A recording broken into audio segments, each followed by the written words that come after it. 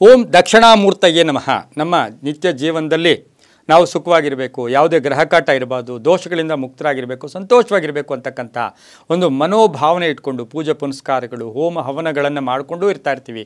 ಆದರೂ ಕೂಡ ನಮಗೆ ಕಷ್ಟಗಳು ಬರ್ತಾನೆ ಇರುತ್ತೆ. ನಾವು ವಾಸ ಮಾಡ್ತಾ ಇರ್ತಕ್ಕಂಥ ಜಾಗ ಇರ್ಬೋದು, ಉದ್ಯೋಗ ಮಾಡ್ತಾ ಇರ್ತಕ್ಕಂಥ ಸ್ಥಳ ಇರ್ಬೋದು, ಅಥವಾ ನಮ್ಮ ವ್ಯವಹಾರಗಳಿರ್ಬೋದು, ನಮ್ಮ ನಡವಳಿಕೆಗಳಿರ್ಬೋದು, ಇವೆಲ್ಲಕ್ಕೂ ಮಿಗಿಲಾಗಿ ನಮ್ಮ ಮನೆಯಿಂದ ನಾವು ಪ್ರಾರಂಭ ಜೀವನವನ್ನು ಬೆಳಗಿನ ಜಾವ ಸೂರ್ಯೋದಯ ಇರ್ಬೋದು, ಸೂರ್ಯ ಹುಟ್ಟತಕ್ಕಂಥ ಸಮಯದಲ್ಲಿ ನಾವು ಎದ್ದು ಮನೆಯಿಂದ ಬರಬೇಕಾಗಿದ್ರೆ ಆ ಮನೆಗೆ ಯಾವ ರೀತಿಯ ಶಕ್ತಿಯನ್ನು ಅಳವಡಿಸ್ಕೋಬೇಕಾಗಿರುತ್ತೆ. ಮನೆಗೆ ಯಾವ ರೀತಿಯ ಧನಾತ್ಮಕ ಶಕ್ತಿ ಬೇಕು ಅಂದರೆ ನಮ್ಮ ಹಿಂದಿನ ಪರಂಪರೆಗಳನ್ನು ನೋಡೋಕೆ ಹೋದಾಗ ಸಾಕಷ್ಟು ವಿಧಿವಿಧಾನಗಳಲ್ಲಿ ಬಹುಮುಖ್ಯವಾಗಿರ್ತಕ್ಕಂಥದ್ದೇ ಕುದುರೆಯ ಲಾಳ.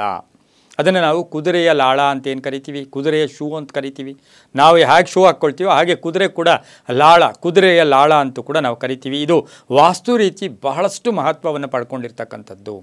ಈ ಕುದುರೆಯ ಲಾಳ ನಿಜವಾಗಿ ಕುದುರೆ ಅದನ್ನು ಧರಿಸಿ ಕುದುರೆ ಅದನ್ನು ನಡೆದಾಡಿದ್ದೇ ಆದರೆ ನಮಗೆ ಅದರ ಶಕ್ತಿ ಬಹಳಷ್ಟು ಪಾಸಿಟಿವ್ ಆಗಿ ಧನಾತ್ಮಕವಾಗಿ ಬರುತ್ತೆ. ಯಾವಾಗಲೂ ನಾವು ಹೇಳ್ತಾ ಇರ್ತೀವಿ, ನಾವು ಆಮೆಯನ್ನು ಭಗವಾನ್ ವಿಷ್ಣುವಿನ ಸ್ವರೂಪ ಅಂತ ಕರಿತೀವಿ. ಹಾಗೆಯೇ ಕುದುರೆಯನ್ನು ದೇವೇಂದ್ರನ ಪ್ರತಿರೂಪ, ಪ್ರತಿನಿಧಿ, ದೇವೇಂದ್ರನ ಸ್ವರೂಪ ಅಂತ ಕೂಡ ಕರಿತೀವಿ. ದೇವೇಂದ್ರ ಅಂದರೆ ಹೇಳಿ ಇಂದ್ರ ಏನು ಎಲ್ಲ ನಮಗಿರ್ತಕ್ಕಂಥ ಐಶ್ವರ್ಯಕ್ಕೆ ಒಡೆಯ ಕೂಡ ದೇವೇಂದ್ರ ಕೂಡ ಆಗಿರ್ತಾನೆ. ಆ ದೇವೇಂದ್ರನ ಒಂದು ಪ್ರತಿರೂಪವೇ ಕುದುರೆಯ ಲಾಳ.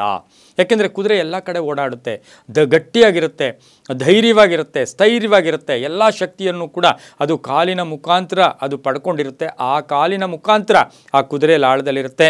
ಇನ್ನು ಕುದುರೆಯನ್ನು ಸದೃಢವಾದ ಕೂಡ ಆರೋಗ್ಯವಾಗಿರ್ತಕ್ಕಂಥದ್ದು. ಕುದುರೆ ಅಂದರೆ ಸಂಪನ್ನವಾಗಿರ್ತಕ್ಕಂಥದ್ದು, ಆರೋಗ್ಯವಾಗಿರ್ತಕ್ಕಂಥದ್ದು. ಕೆಲವು ಮನೆಗಳಲ್ಲಿ 7 ಕುದುರೆಗಳ ಓಡ್ತಕ್ಕಂಥ ಒಂದು ಭಾವಚಿತ್ರವನ್ನು ಕೂಡ ನಾವು ನೋಡಿದ್ದೀವಿ. ಎಂಥ ಕಷ್ಟ ಪ್ರದೇಶಗಳಲ್ಲೂ ಕುದುರೆ ಹೋಗೋಕ್ಕೆ ಅದು ಮನೋಧೈರ್ಯ ಇರುತ್ತೆ. ಅದೇ ರೀತಿ ನಾವು ಎಂಥ ಕಷ್ಟ ಬಂದರೂ ಕೂಡ ಆ ಕುದುರೆ ಲಾಳವನ್ನು ಮನೆಗೆ ಧರಿಸ್ಕೊಂಡಿದ್ದೆ ಆದರೆ ನಾವು ಕೂಡ ಧೈರ್ಯವಾಗಿರ್ತಕ್ಕಂಥದ್ದು. ಅದು ಸಹ ಕಬ್ಬಿಣದಿಂದ ಮಾಡಿರ್ತಾರೆ. ಪೂರ್ವ ದಿಕ್ಕಿನ ಮನೆಗೇನು ಕುದುರೆ ಲಾಳ ಬೇಕಾಗಿರಲ್ಲ. ಆದರೆ ಪಶ್ಚಿಮಕ್ಕೆ, ದಕ್ಷಿಣಕ್ಕೆ, ಉತ್ತರಕ್ಕಿರ್ತಕ್ಕಂಥ ಮನೆಗಳಿಗೆ ಕುದುರೆ ಲಾಳ ಬೇಕೇ ಬೇಕು. ಪೂರ್ವ ದಿಕ್ಕಿಗೆ ಯಾಕೆಂದರೆ ಸೂರ್ಯನ ನೇರವಾದ ಬೆಳಕಲ್ಲಿ ಬೀಳೋದ್ರಿಂದ ಅಂತಹ ಇದೇನು ಬೇಕಾಗಿಲ್ಲ. ಆದರೆ ಹಾಕ್ಕೊಂಡ್ರೆ ಅವ್ರಿಗೂ ಕೂಡ ಒಳ್ಳೆಯದಾಗಿರುತ್ತೆ. ಆದರೆ ಮಾರ್ಕೆಟಿನಿಂದ ಹಾಗೇ ತಂದು ನಾವು ಅಳವಡಿಸಬಾರ್ದು ಅಂತೂ ಕೂಡ ಶಾಸ್ತ್ರ ಹೇಳುತ್ತೆ. ದ್ವಿಬಾಹು ಅಂತ ಹೇಳುತ್ತೆ. ಅದು ಯು ಶೇಪಲ್ಲಿರುತ್ತೆ, 2 ಬಾಹುಗಳಿರುತ್ತೆ. ಅದನ್ನು ನಾವು ಯಾವಾಗಲೂ ಕೂಡ ಆ ದ್ವಿಬಾಹು ಮನೆಗೆ ಬಗ್ಗಿರೋ ಥರ, ಅಂದರೆ ನಾವು ಈ ಕನ್ನಡದ ಅಕ್ಷರ 1ನೇ ಅಕ್ಷರ ಹೆಂಗಿರುತ್ತೆ ಆ ರೀತಿ ಈ ರೀತಿಯ ಒಂದು ಆ ಕುದುರೆ ಲಾಳವನ್ನು ಮನೆಗೆ ಅಳವಡಿಸ್ಕೊಂಡಿದ್ದೆ ಆದರೆ ಅದು ತುಂಬಾ ಒಳ್ಳೆಯದಾಗಿರುತ್ತೆ. ಕುದುರೆ ಪಾದವೇ ಲಕ್ಷ್ಮಿಯ ಸ್ವರೂಪ ಅಂತೂ ಕೂಡ ನಾವು ಕರಿತೀವಿ. ಉತ್ಸಾಹ ಇರುತ್ತೆ, ಸದೃಢತೆ ಇರುತ್ತೆ, ನಾವು ಗಟ್ಟಿತನ ಇರುತ್ತೆ, ಮಹಾಲಕ್ಷ್ಮಿಯ ಅನುಗ್ರಹ ಕೂಡ ಬರ್ತಕ್ಕಂಥದ್ದಾಗಿರುತ್ತೆ.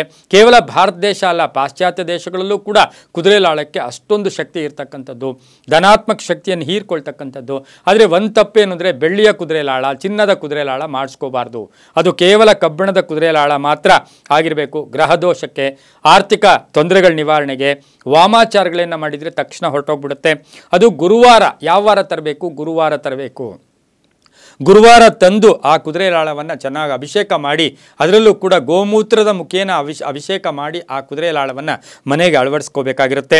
ಶನಿಯ ಕೆಟ್ಟ ದೃಷ್ಟಿ ದೂರ ಆಗುತ್ತೆ, ವಾಮಾಚಾರದಿಂದ ದೂರ ಆಗ್ತೀರಿ, ಆರ್ಥಿಕ ಸಮಸ್ಯೆ ಈಡೇರುತ್ತೆ, ಕುಟುಂಬದಲ್ಲಿ ಸಾಮರಸ್ಯ ಬೆಳೆಯುತ್ತೆ, ಗಲಾಟೆಗಳಿಂದ ಮುಕ್ತರಾಗ್ತೀರಿ, ಮನೆಯಲ್ಲಿ ಸಂತೋಷ ಕೂಡ ಏರ್ಪಡ್ತಕ್ಕಂಥದ್ದು. ಆದರೆ ಆ ಕುದುರೆ ಲಾಳವನ್ನು ಕೆಲವರು ಏನು ಮಾಡ್ತೀವಿ, ಕೆಂಪು ವಸ್ತ್ರದಲ್ಲಿ ಇಟ್ಟು ಮನೆಯಲ್ಲ ಲಾಕರಲ್ಲಿಟ್ಟರೂ ಕೂಡ ಅದು ಧನಾಕರ್ಷಣೆಯನ್ನು ಕೂಡ ಮಾಡ್ತಕ್ಕಂಥ ಸಾಧ್ಯತೆ ಇರೋದರಿಂದ ಬಹಳಷ್ಟು ಶುಭ ಫಲಗಳಿರ್ತಕ್ಕಂಥದ್ದೇ ಕುದುರೆಯ ಲಾಳ. ಅದನ್ನು ನಾವು ಯಾವಾಗಲೂ ಅಷ್ಟೇ ಆ ಒಂದು ಬಿಂಬಗಳು ಕೆಳಗೆ ಬರೋ ಥರ ಯಾವಾಗಲೂ ಯು ಶೇಪಲ್ಲಿ ಏನಿರುತ್ತೆ ಅದು ರಿವರ್ಸ್ ಆಗಿ ಮನೆಗೆ ಅಳವಡಿಸ್ಕೊಂಡಿದ್ದೆ ಆದರೆ ತುಂಬಾ ಒಳ್ಳೆಯದಾಗುತ್ತೆ. ಆರ್ಥಿಕ ಸಮಸ್ಯೆ ಕೂಡ ಈಡೇರುತ್ತೆ. ಒಳ್ಳೆಯದಾಗಲಿ. ಶುಭಂ ಭವತ್ತು. ಸರ್ವೇ ಜನ ಸುಖಿನೋ ಭವಂತು.